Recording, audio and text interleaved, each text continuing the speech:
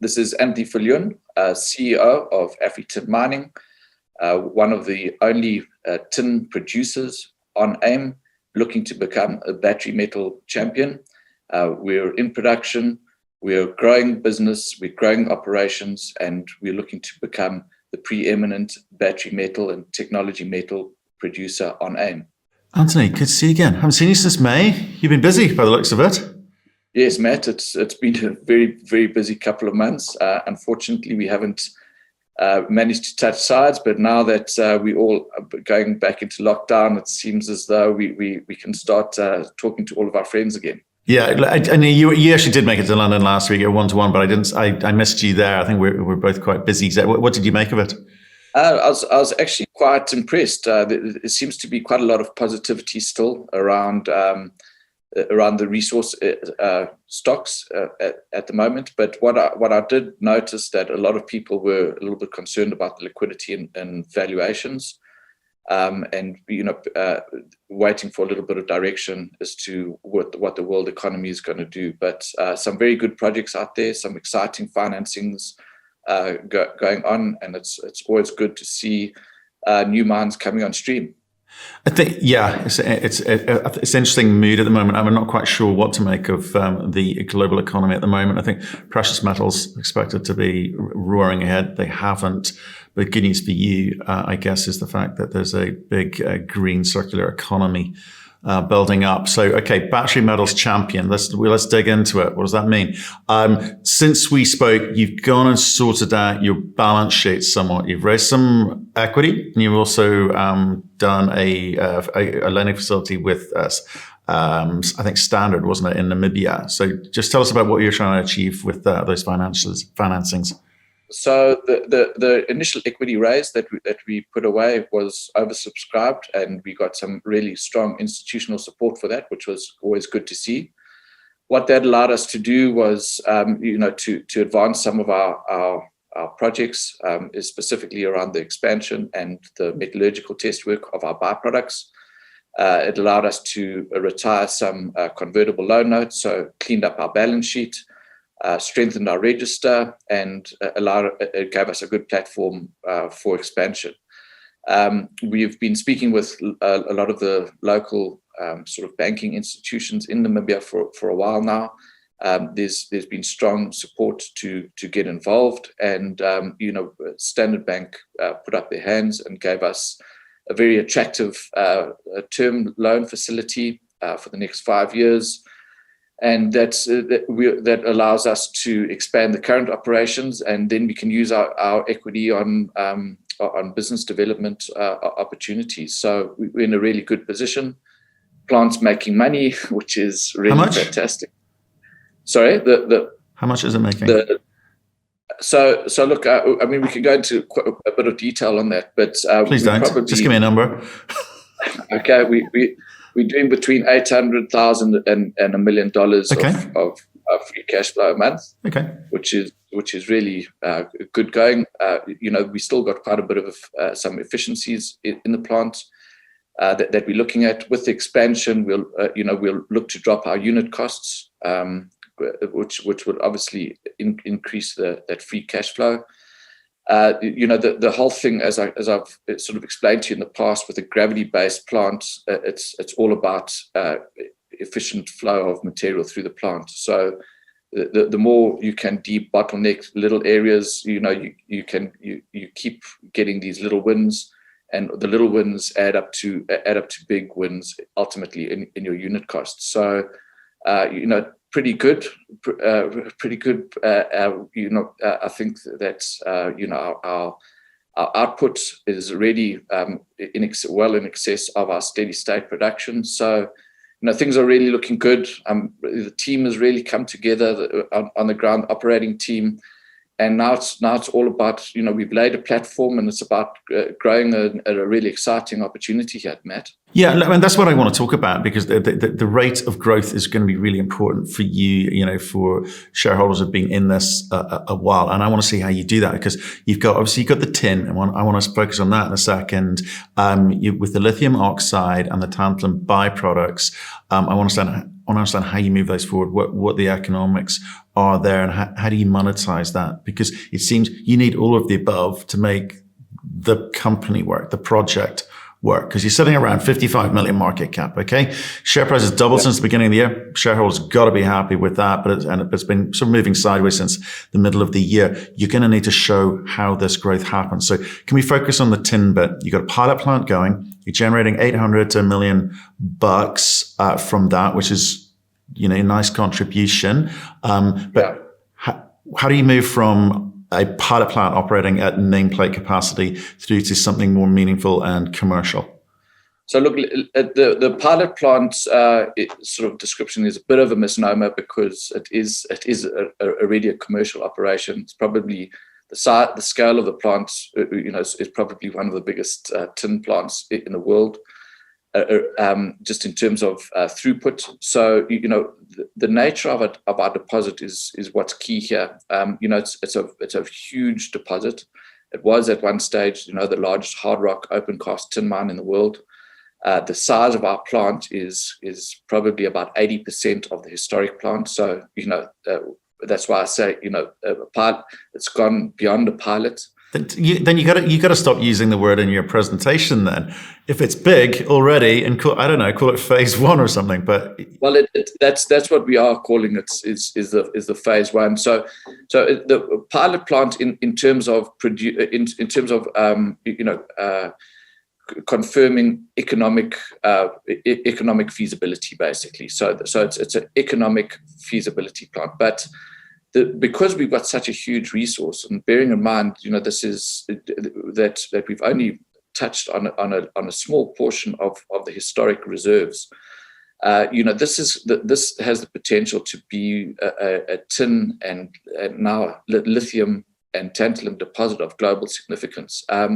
So just on the tin side, the whole point of the phase one plant was basically to lay a platform, for growth and expansion. The nature of a gravity-based plant is that you can always expand it, and you can always get better efficiencies. And as we're going through the motions now of that, we've laid the platform, and now it's a matter of how do we capitalize on the huge resource and expand it on an exponential scale. But that's what I'm asking you. I want you to give me the answer today, which is, how do you take the learnings from this pilot plant / phase one operation and say, right, we know we've got the resource, we need to scale this and show the market that we can finance it, that there's a place for us in the market, and we can do that within a reasonable time frame. So what's the answer to that?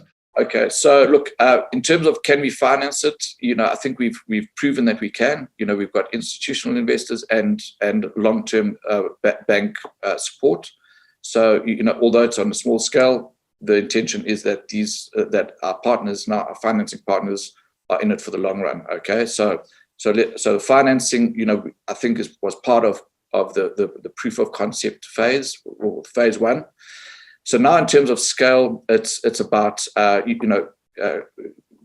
systematically going through the historic reserves and confirming them into modern JORC compliance. So when we declared our initial reserve, it was only on about 40% of the historic reserves. So that was probably about 120 odd holes that we confirmed up. There's still another 600 holes that we've got existing data on. So it's about bringing more reserves in, and obviously the reserves are there for your feasibility studies, so that the banks can sign off on that. So that's stage one, getting that exploration or confirmatory drilling up to the scale. But then the whole thing about this operation that I think people are missing is the efficiencies that you can get with your unit costs. So you add your byproducts of tantalum and lithium, and they have a dramatic impact on your unit costs. And at this stage, those are just the bonanza minerals, really. On the tin only basis, This project makes great money. Our unit costs keep coming down on a month-to-month basis. And, as we expand, it's all about economies of scale. So the bigger we go, the more efficient. I mean, Anthony, I think what you guys need to do now is show how you scale this thing, right? So you've proved it to a point, and you're doing a bunch of, test work on the lithium oxide, the tantalum, etc. But your shareholders want to see you grow this thing. You're whatever you are, 55 million market cap thing here today. Share price has doubled, so I think everyone's kind of happy from that perspective. But now you need to go global, right? So how do you do it? Okay, great, Matt. So what we've done essentially is laid a platform for this growth and expansion phase. So when we sat down as a board, when we started, we had 3 different phases of our strategy. The first one was, let's lay a platform. Let's take the historic data, confirm it up, and produce a profitable phase 1 plant, basically. And that we've done. We're making money, which is great for a junior mining company to have positive cash flows. We've proved the concept in terms of getting institutional investors onto our register at an early stage, and got bank financing to help with the expansion. So we've ticked a lot of boxes, and we've laid a good platform for the next phase of our strategy, which is growth and expansion. And that's always exciting for a junior miner. So now we want to go about it systematically. So what we're going to do, we've still got a lot of historic data. We've only sort of touched the surface in terms of the historic reserves. So we've done probably 100 historic holes. We've still got another 600 historic holes that we've got data on that we need to bring into JORC compliant reserve status. That reserve will then allow us to obviously go through a bankable feasibility study phase. But the real bonanza here, and that's just on tin alone. So we want to expand the tin production, as I said, dramatically, economies of scale, all of those good things, and make this once again the biggest open cast tin mine in the world. But the real bonanza here is what do we do with the byproducts, and that's been the real sort of gem of this deposit. Is we've identified one of the biggest open cast lithium deposits associated with our tin mine. So now it's a matter of that the old timers never had a use for lithium, so they never mined it, they never assayed for it. When we did our confirmatory program, we tested for lithium and a variety of other exciting elements, tantalum. So what we need to do now, get that exploration going, understand how we're going to add on a module for the lithium and the tantalum byproducts, and then then it's all about size. I mean, we've got the historic reserves are in excess of 150 million tons. We're currently mining at under 1 million tons a year, so mine life is not a factor here. It's about how big we can build a plant and how many goodies we can get out of the ore body. Right. Okay. So just want to understand this, because you've gone early with the pilot plant, phase 1 plant for the tin component, and you've got some revenue flowing. So you're showing that technically the tin is not the issue. You want to focus though on the byproducts because it could be valuable. But with that comes its own set of technical challenges. I appreciate you doing in terms of lithium oxide, met test work, etc. But it's a very technical commodity.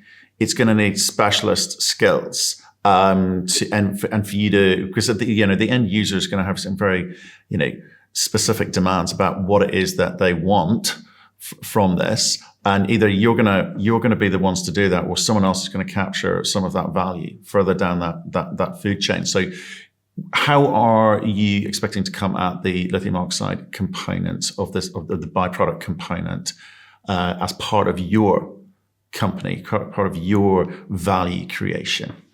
Okay, so just to sort of take a step back and get a little bit technical. We've got dense media separating. plant. And essentially what happens is all of the crushed ore comes from the comminution circuit into your first phase of dense media separating. The heavier materials, which is essentially your tin and your tantalum, then get separated and report to the concentrating circuit, where it basically gets liberated, produces a 60+% tin concentrate and a tantalum byproduct that will ultimately run over a magnetic separator. But what is so what happens at that DMS1 is all the lighter material then reports to the waste, and that's where all the lithium is sort of captured, is in the feldspars, which are a lot lighter. So embarrassingly, we're throwing lithium oxide potential onto the dumps. So what we'll do then, and we've announced this recently, we're going to set up a modular pilot facility. Basically, we'll set up another DMS plant, but instead of taking the heavier material, we'll take the lighter material.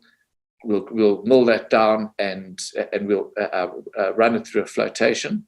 So that will then allow us to produce a concentrate, and that concentrate we will then be able to produce enough of that to market it around the world, and see what our target is in terms, as you correctly say. It's a very technical and very chemical orientated sales process, and the end users really need to have comfort that the product that you're producing will be suitable for their battery making and whatever processes. So we are launching that pilot facility. As you can tell from our description, that pilot will be just a modular add-on onto the waste conveyor.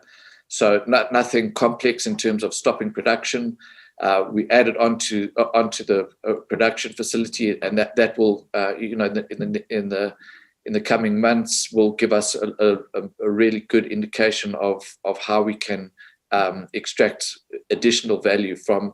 I'm tired of calling them byproducts. I'm going to call them bonanza minerals, because it does. We don't want to diminish what the tin is, but these are real, as bonanza minerals. So, and the same with the tantalum. So that's where the beauty of a polymetallic deposit comes in, is you've got all of these options to look at. And I think it's important to also state that the reason why we've done it in a phased approach is so that we can maximize the polymetallic nature and figure out how to extract all of these different elements. I mean, we've even got a rubidium associated with the deposit. So lots of really useful minerals that occur within these pegmatite bodies, which are really a unique geological occurrence. But isn't this part of your problem in terms of the messaging into the market, where like tin, we've said before, it's not very sexy,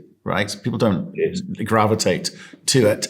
Likewise, equally unsexy is the word polymetallic, because people don't know how to value it, because it comes in different combinations and ratios, right? So it's also hard for people to gravitate to and understand where the value is coming in, what the economics can look like. So do you think that you need to label this a lithium project, because that seems quite sexy at the moment, the way that tin did earlier this year or end of last year?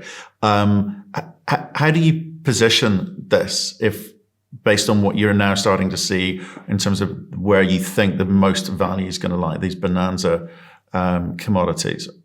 So look, for the basics really are about unit cost at the end of the day. So yes, we are going to be producing minerals that will feed into the whole technology metals market, which is really very exciting. We believe that that's the next phase of growth for the commodity super cycle.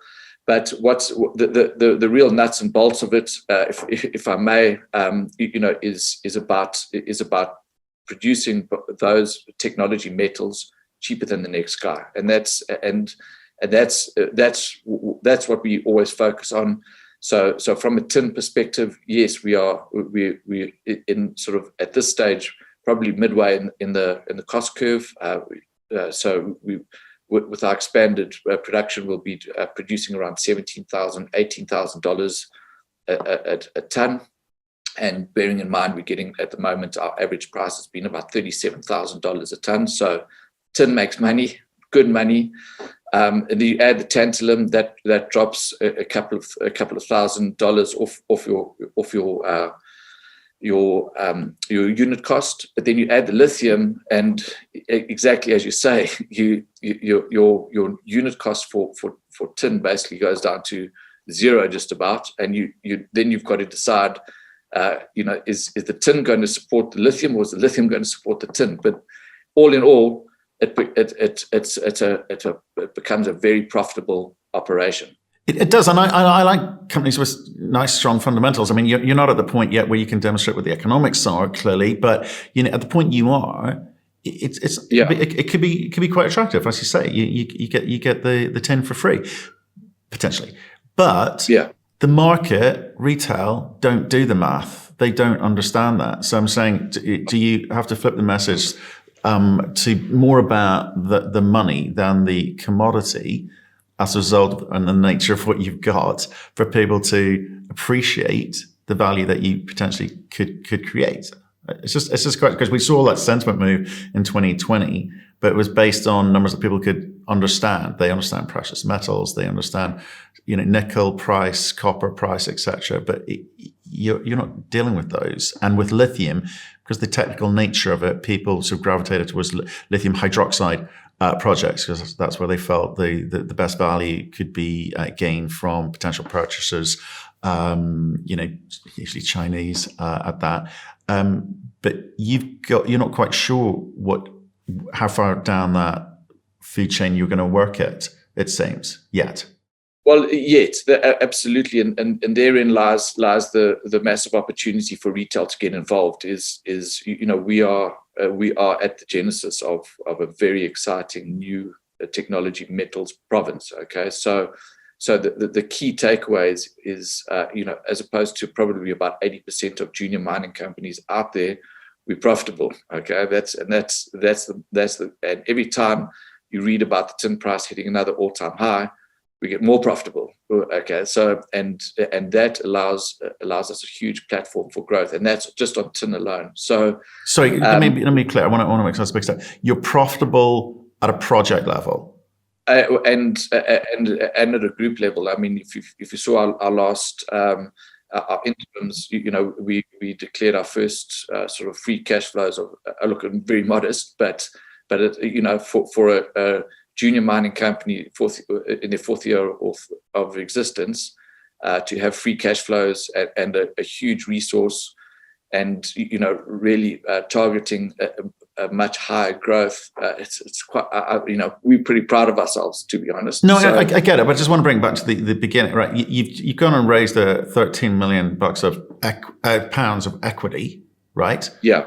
So if you go and raise equity, you've been able to wipe out some convertible debt, which is great news. You've got this facility was standard for, what was it, 4.7? What was the number? £4.5 million. £4.5 million, all right. Yeah. And you're producing what, $1 million? Yes, call it $1 million of free cash flow a month.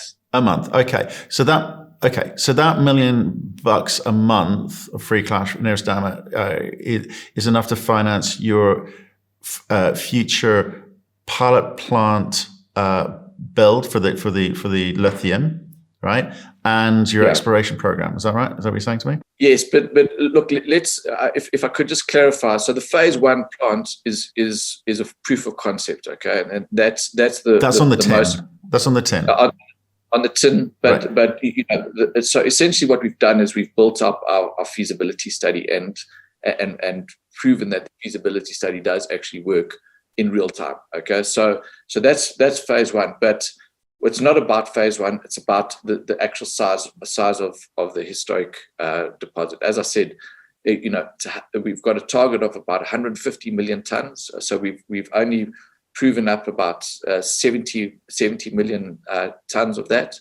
We're mining at a rate of under 1 million tons a month. under 1 million tons a year, and so our mine life is in excess of 150 years. So now it's not about the phase one.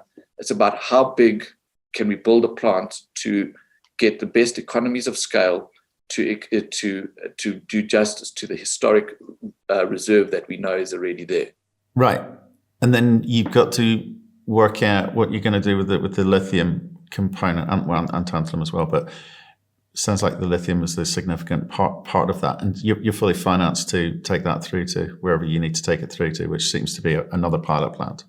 Well, yes, sort of a modular pilot plant on the existing circuit.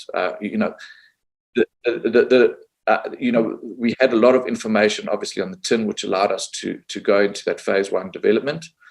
But because lithium wasn't used back then or mined back then, there was absolutely no information. So we've on lithium. We've had to go back to the drawing board a little bit, which is metallurgical test work. But I think by the time we've completed that with that pilot facility, we'll have a very good idea of how we're going to extract value for that bonanza mineral. And what's the time frame for that? About 3 to 6 months, Matt. We've already identified partners that have developed these. Similar type of plants, for projects in Zimbabwe, and Argentina and elsewhere. So that they've got a very good understanding of what's required, and we've partnered up with some of those technology manufacturers to come and implement that solution for us. Right. Okay. So that's interesting. And you finance for that? That's no finance. Yep. Absolutely, and as I said, keep saying making money, which is the most important thing. It is. Okay, fine. Just in terms of, actually, so we should probably talk about some of the other things that you've got going on there with regards to. So we talked byproducts and economics in terms of things like ore sorting, as well as part of the mix here. Is that on the list? Yeah. Yes, absolutely, Matt. That ore sorting is a potential to be a game changer. We are running a test work program with the manufacturers of the ore sorters, and the nature of our ore body. It's because it's such a large sort of area and such a large mass. We've got a very unique mineralogy in that our cassiterite crystals are very coarse, so we're getting really good liberation from our host rock. So if you add an ore sorter in, basically what would happen is you have the potential to reject 80% of your waste, which means that you're upgrading the ore going into your concentrating circuit by about 4 times, which takes it from a sort of a relatively low grade to quite a significant grade of tin. So that's on the tin side, but then also on the lithium side, ore sorting has the potential to really sort of exacerbate that's part of the plant. It's great technology. We're really getting to grips with the potential around it, and hopefully we can report some results on that, and the possibilities that opens up to us in the not too distant future. Right, and how do you finance something like that? Because they I don't know what they cost, between $3 and $6 million bucks. Well, rand. No, they're not. They're surprisingly not that expensive. You're probably looking at about $1 million for at most for per unit. We'll probably look to look for 2 or 3 units on the phase 1 plant if we do it that way, or on the phase 2 plant, depending on how big we go, you probably want an array of units, but they're actually not very expensive pieces of equipment for the value that they create. Okay, cheaper than the gold ones. Okay, interesting. Yeah. Okay, and you obviously we've focused on those three commodities and obviously the main pit, but you've also got some other assets. I mean, what are you going to do with those? Or offload those, or just park them up for now?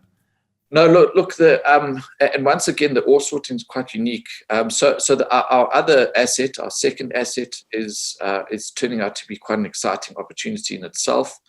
That I don't think is measured at all in our share price at this stage. It's the Brandberg West deposit. It was a historic goldfields mine. It's probably about 100 odd k's away from our existing facility. Slightly different type of mineralization in that it's vein hosted, but these veins are quite prolific, and contained in the veins is tin and tungsten. So slightly different chemical makeup, but also a little bit of copper and gold. So almost like an IOCG type of deposit.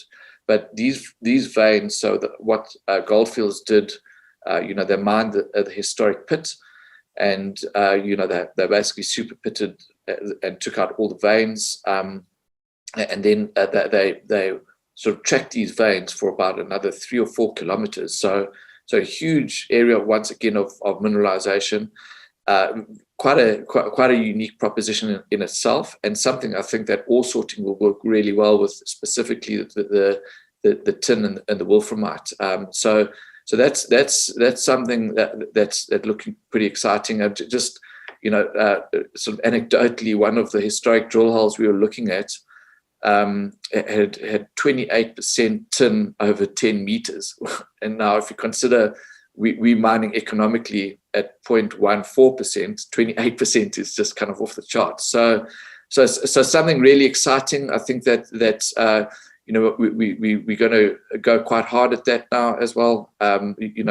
It's the nice thing about having a footprint in the area is it allows you to expand as in the region, and also adding tungsten to your sort of your battery of elements gives you a little bit more diversity in terms of extracting value. So I think Brandberg West is going to be an exciting one for the future. Okay.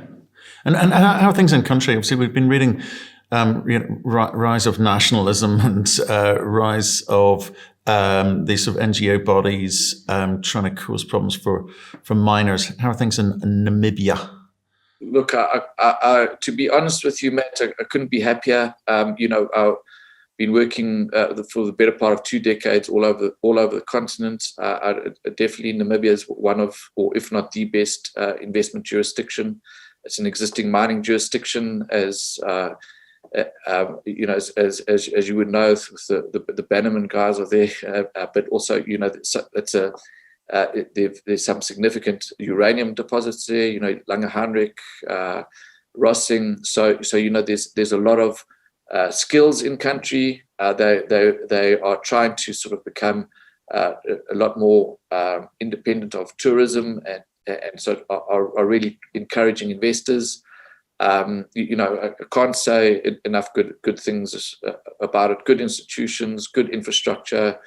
It's great. I mean, just another little point. I mean, to get a ton of our tin from mine gate all the way to the smelters in Thailand cost us only $150 a ton. So it's just shows you being that close to the port and being close to infrastructure in a good jurisdiction. All of that stuff really adds multitudes onto your value proposition.